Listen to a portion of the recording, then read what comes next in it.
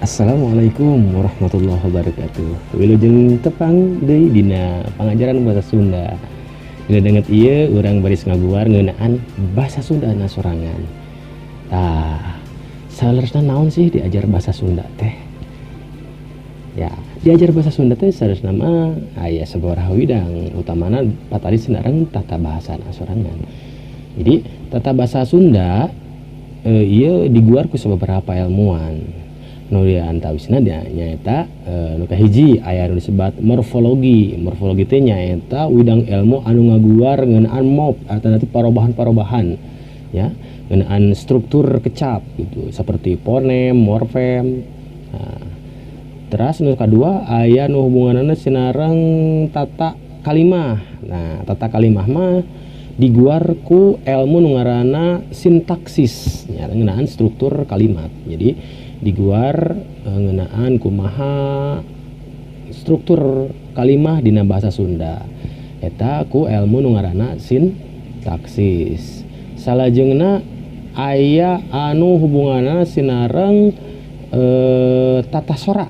Nah, jadi kumaha sora-sora dihasilkeun tina alat-alat ucap eta diguar atanapi diuliku ulikan ilmu nu ngaranna fonologi nya eta hubunganna jeung fon sora nya. Jadi ilmu ngeunaan sora hubunganna jeung bahasa Sunda. Anu pamungkas sadasarna pamungkas aya nu salajengna nyaeta ngeunaan nu langkung gede tina tadi kalimah hubunganna jeung paragraf-paragraf, tujuan-tujuan paragraf, isi-isi paragraf eta diguar ku ulikan ilmu nu ngaranna tata wacana. Jadi ilmu nu ngaguar ngeunaan wacana atanapi luhur tina kalimahnya eta paragraf-paragraf eta diguar ku ilmu tata wacana.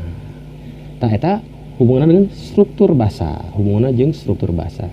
Sedengkeun aya pan ari basa teh diwangun ku bentuk jeung maksud atawa jeung eusi. Tah anu ngaguar ngeunaan eusi ya atanapi ngeunaan makna kecap, mana kalimat gitu maksudnya eta diguar ku tata makna.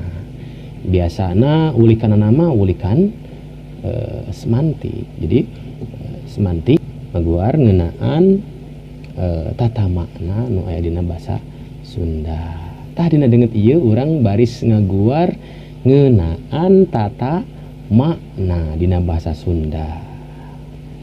Aya nu kantos diajar ya, mudah-mudahan anu kantos tiasa di janten naon jalan pikeun emut deui. Anu teu acan mangga diperatoskeun kusim kuring baris diberendelkeun aya sababaraha hal anu patalis sinareng tata makna dina bahasa Sunda. Ya, urang kawitan tata makna mangrupa widang ilmu ya, anu maluruh ngeunaan harti kecap jeung parobahan harti kecap. Jadi nu skup anu leuwih luhur tina tadi morfem fonemnya jadi anu disebut kecap. Jadi kumaha hartina teh gitu. Karena sababna masang langsung kana kecap sabab ari kecap mah ngandung maksud atanapi tujuan nu tangtu gitu. Terus jadi bisa dipaluruh maksud jeung hartina gitu setiap kecap teh. Aya naon wae dina harti kecap nyata nu kahiji aya harti leksikal, anu kadua aya harti gramatikal, anu katilu aya harti denotatif, anu kaopat aya harti konotatif, nu kalima aya harti sinonim, nu kagenep aya harti antonim, nu katujuh aya harti homonim, nu kadalapan aya harti hiponim, nu kasalapan aya harti polisemi. Tah eta ngeunaan harti kecap. Salajengna aya parobahan harti kecap anu ngawengku. Nu kahiji aya harti nu ngalegaan atau nu disebut generalisasi.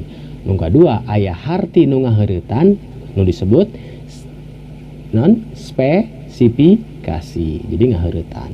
Nu katilu aya nu disebut harti nu ngaluhuran atau disebut ameliorasi. Ya, kantos nguping ameliorasi dina bahasa Indonesia ya. tangtosnya aya nu kantos nguping. Salajengna anu kaopat aya harti nu ngahandapan peorasi. Anu kagenep aya harti nu matukeurkeun sinestesia. Jeung anu pamungkas aya harti kecap ngupamakeun atawa istilahna sok disebut asosiasi. Tah, kumaha kartos? Jadi aya dua harti dina basa Sunda, aya harti kecapna sorangan, aya parobahan harti kecap. Jadi mun harti kecap mah harti dasar misalkan, terus parobahanana jadi kumaha? Nah, eta tadi parobahanana aya sabaraha? Aya 7. Ya. Sedangkan ari harti kecap nama aya salapan. Mangga urang kawitan dina harti kecap nu kahiji aya disebut harti leksikal. Naon sih sebenarnya harti leksikal teh? Harti leksikal nyaeta harti kecap anu sarua jeung harti anu aya dina kamus. Naon maksudna harti dina kamus teh nyaeta harti kecap anu can make rarangken, jadi can ditambahan naon, can ngalaman parobahan naon. Jadi ayeuna disebutkeun harti kecap atau harti dasar tina kecapna sorangan. Contoh ya bil hijab. Misalkan aya kecap hujan tah, eta teh hujan teh da teu aya tina naon deui sugan tina hu jeung jan teu. Jadi teu bisa dirobah deui. Jadi eta geus jadi hiji kesatuan. Jadi dasarna eta gitu. Hujan. Naon arti hujan teh nyaeta cai anu turun ti langit. Cai nu turun ti langit itu disebutna cihujan. Salajengna payung. Naon ari payung? Nya alat pikeun nahan panas panon poe atawa cai hujan. Jadi kecap payung ieu kecap dasar. Jadi harti leksikalna nyaeta alat pikeun nahan panas panon poe atawa cai hujan. Manehna boga arti gramatikal? Nya henteu, da manehna mah boga artina arti leksikal unggul gitu. Gitu. Boga arti gramatikalnya boga lamun engke ngalaman parobahan bentukna gitu. Salajengna contohna buku, alat pikeun nulis atawa maca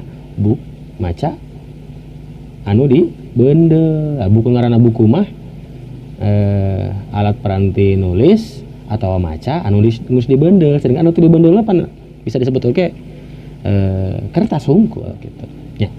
Tah eta kumaha lamun dina contoh dina kalimatna sapertos kieu, mangsomad keur neundeun cai hujan. Neundeun atau nandean tah contohna ieu urang melihan deui. Contohna dina kalimat nyaeta mangsomad keur nandean cai hujan. Mang Udin keur ngomean payung. Nah, sapertos kitu. Coba upami buku kumaha? Buku naon coba? Jang Juned keur meuli buku ka toko. Gitu. Eta disebut naon? Harti leksikal, Contoh dina kalimat. Nah, eta. Salajengna anu kadua, kartos yang tadinya anu kahiji nu disebut harti leksikal teh harti dasar tanapi nu aya dina kamus hartina teh kitu. Pan biasana dina kamus mah upami urang manggih hiji kecap, sedangkan eta kecap teh mangrupa parobahan tina kecap dasarna. Biasana sok aya keterangan di tungtungna. Lihat anu nya tanapi tingali kecap anu dina. Jadi kecap dasarna masih kena aya gitu, harti dasarna. Eta nu disebut harti tina kamus tanapi harti leksis kamus. Salajengna anu kadua aya disebut harti gramatikal. Naon arti gramatikal teh? Tadi teh harti gramatikal nyaeta harti kecap anu geus make rarangken atawa harti kecap anu geus ngalaman parobahan tina kecap dasarna. Contohna tadi kecap hujan. Nah, kumaha robahna kadituna? Bisa jadi kecap kahujanan atawa dihujankeun. Jeung sajabana lah seueur nya. Komo bungeuna jeung rarangken panoya rarangken teh seueur kitu nya. Nah, kahujanan naon artina? Harti kahujanan nyaeta kakeunaan ku cai hujan kahujanan teh gitu. Salajengna aya kecap papayung, asalna tina payung kecap dasarna arti leksikalna, sedangkan dina bentuk gramatikalna nyaeta papayung. Naon saha papayung teh? Papayung teh nyaeta pejabat atawa anu nyekel jabatan. Jadi lain artina payungnyaan anu arti dasar dina leksikal, tapi geus robah artina. Ini asalna tadi barang gitu nya aya nama jadi jelema gitu kan. Salajengna tadi makan barang paehnya bisi kira pan barang-barang keneh payung jeung papayung ge nya gitu. Tapi kan aya nu barang paeh anu barang hirup. Tadi mah barang paeh arti dasarna nama arti leksikal nama, sedangkan lamun kana gramatikal papayung jadi arti hirup jalma nya asupna teh. Salajengna aya payungan tah jadi robah asalna bentukna hartina barang terus jadi make payung ya, bisa jadi sifat bisa jadi pagawean gitu.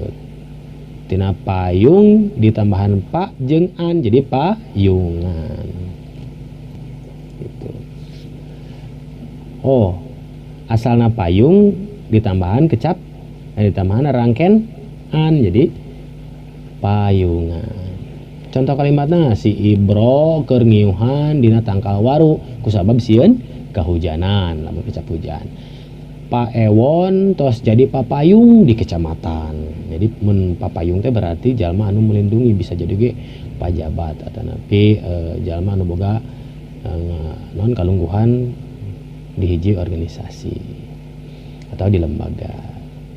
Nah, eta kecap atanapi harti leksikal jeung harti gramatikal. Salajengna anu disebut harti denotatif.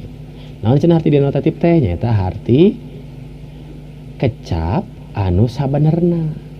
Nya paner dina mun aya sabenerna berarti aya kecap anu teu sabenerna. Tah dina harti kecap anu teu sabenerna disebutna harti kecap injeuman. Engke bakal aya bahasanana. Nah, harti denotatif nyaeta arti anu sabenerna. Contohna meja, kursi, baju, dahar, hujan, leungeun. Nah bisa kitu. Nah, lamun meja arti sabenerna naon? Nya alat nujina tina kayu gitu kan. Dipake pikeun neundeun barang gitu jeung sasabana. Bentukna oge katingali. Tah, lamun harti injeumanna kumaha disebutkeun meja teh? Bisa wae meja teh mangrupa hiji naon wadah atanapi organisasi. Bisa wae hartina meja teh jadi kalungguhan gitu. Bisa wae meja teh mangrupa tempat pikeun diartikeun sebagai tempat pikeun pendidikan. Bisa wae gitu. Tah, salajengna aya kecap kursi. Nah, ieu kursi kan arti sebenarnya namanya tina kayu teh tadi bahan parke diuk jeung sabana kitu dijieun paranti diuk. Tah harti dina nu lainna mah bisa jadi kursi teh mangrupa kalungguhan gitu. Terus aya baju, dahar, hujan, leungeun. Tah ieu halal ieu bisa ka pendak harti nu sabenerna nya tadi harti tina leksikal dina kamus. Salajengna harti konotatif. Harti konotatif itu harti injeuman atawa kias nya atawa harti anu teu sabenerna. Contohna naon? Hujan cimata. Nah, memang cimatana jiga hujan loba. Nah, terus panjang leungeun. Meja hejo. Nah, meja nu hejo atau memang diartikeun nu lain. Artinya meja hejo kan bisa diartikan sebagai naon pengadilan gitu kan. Terus panjang leungeun, nah panjang leungeunna sabaraha meter gitu. Henteu kan, tapi dina maksud di dieu hartina nyaeta tukang keceremed. Cukat cokot. Nah, gitu. Hujan cimata. Nah, cimatana nu loba anu jiga hujan ngabariak. Nah, maksud di dia hujan cimata nyaeta sedih atau dipika sedih bisa wae gitu. Contohna Neng Sinta hujan cimata bahasa indungna tilar dunya tuh kan artinya kan hujan cimata di dinya teh sedih.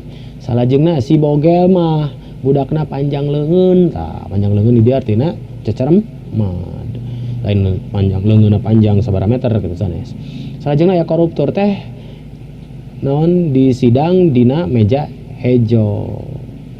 Di pengadilan artinya gitu. Tah eta arti konotatif. Tadi aya arti denotatif, nyata arti sabenerna disebut meja teh. Mun dina arti sabenerna meja hejo nya meja anu hejo. Berarti arti naon? Arti konotatif jeung denotatif teh bakal dipangaruhan ke struktur kalimat. Maksudna bakal ka mana gitu. Maka bisa diartikeun sebagai arti denotatif atau arti konotatif.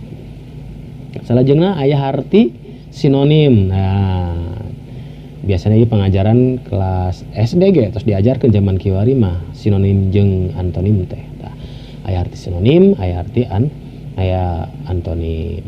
Arti sinonimnya eta harti kecap anu ngabogaan harti anu sarua. Jadi kecap anu boga harti sarua jeung kecap anu lainna. Contohna baju sarua jeung acung. Terus gede sarua jeung badag. Beunghar sarua jeung jegut. Da eta teh kecap-kecap anu miboga harti anu sarua atau anu disebut sinonim. Nah, contohna ieu. Ini ari ieu baju saha mani alus kieu. Oh, eta mah acuk Pak Lurah. Jadi antara baju jeung acuk hartina mah sarua-rua keneh kan. Mungkin secara tata krama, tata bahasa, tata kramana ieu beda gitu secara fungsina. Aya anu keur ka naon anu bahasa loma, aya anu keur bahasa nu dipihormat. Ya, eta harti naon harti sinonim. Nu salajengna aya antonim tadi sabalikna. Nya, harti antonim teh nyata kecap anu miboga harti sabalikna. Contoh, jangkung sabalikna tina jangkung naon? Pendek. Pinter jeung bodoh. Hade goreng jeung sajabana. Pasti pada apalah nu kieu mah. Komo pemi urang teh mah yen setiap kecap teh bumi boga layan kitu nya. Boh gelawananana, boh sasaruaanana gitu. Nah, salajengna aya nu disebut harti homonim. Nah, homonimanya eta homo teh sarua nya. Tah kecap homo teh nyata sarua. Nyata tulisan jeung sora basana atawa bunyina sarua. Tapi hartina teh sarua. Jadi isi ieu kecap teh bentukna sarua, dibacana sarua, tapi fungsina beda.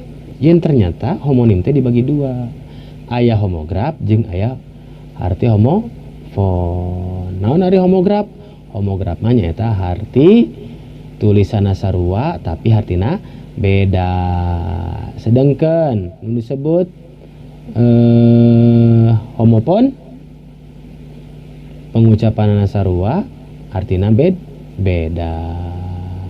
Tadi mah bentukna tulisanana ieu mah pengucapanna sarua tapi lamun homofon mah pengucapanna sarua bentukna beda. Itu.